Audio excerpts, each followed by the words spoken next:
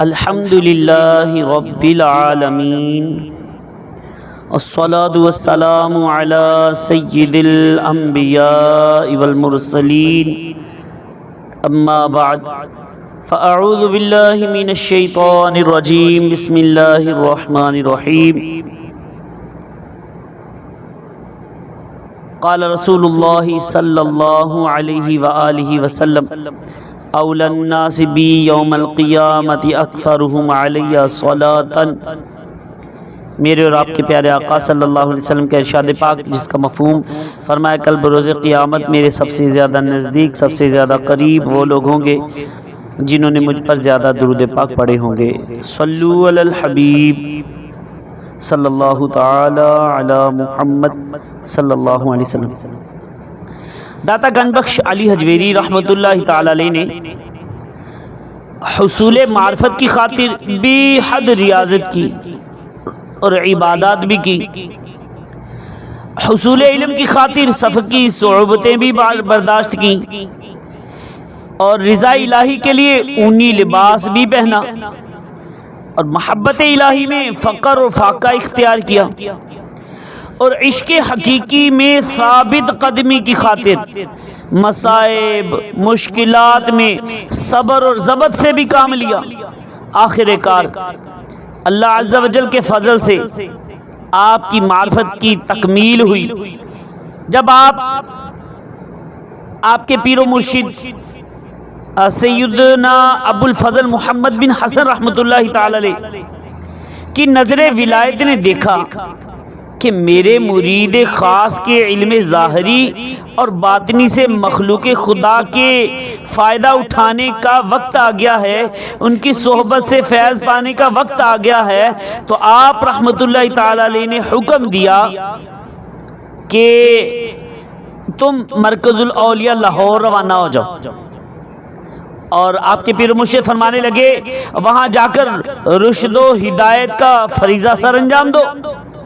سیدنا داتا علی حجویری رحمۃ اللہ تعالی علیہ نے مرشد کا حکم سن کر عرض کی علی جا حضور وہاں تو پہلے ہی میرے پیر بھائی اور آپ کے مرید شاہ حسین زنجانی رحمۃ اللہ تعالی علیہ موجود ہیں اور وہ تو قطب بھی ہیں، تو پھر مجھے وہاں روانہ کرنے کی کیا حکمت ہے؟ پیر صاحب نے فرمایا تم اس بات کو رہنے دو اور فوراً مرکز الاولیاء لاہور روانگی کی تیاری کرو۔ اچھا، اس زمانے میں غزنی سے لاہور تک کا راستہ کافی دشوار گزار تھا، لہذا آپ رحمت اللہ تعالی علیہ مرشد کریم سے رخصت ہو کر پہلے اپنے وطن غزنی آئے اور وہاں سے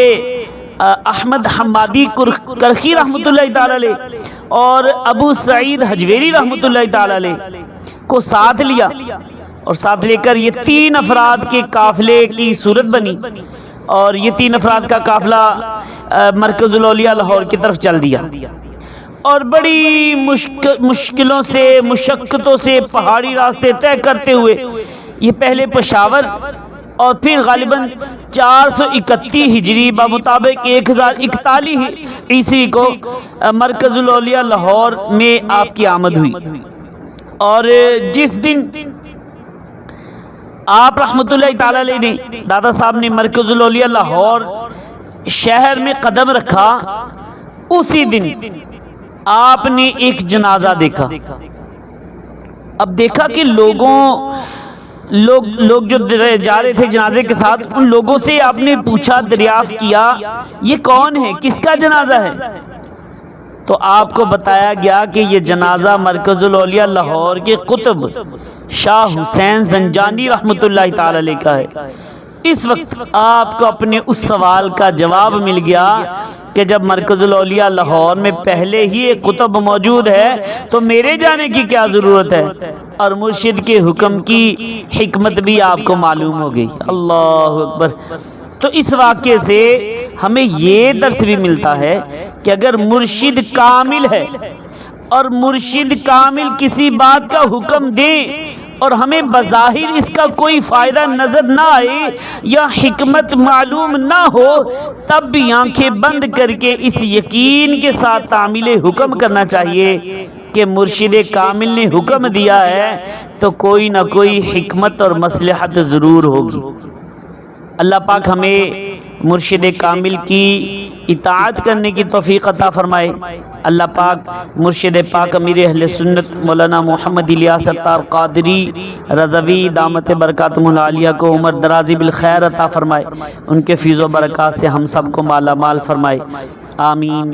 بجاہ النبی الامین صلی اللہ تعالی علیہ وآلہ وسلم۔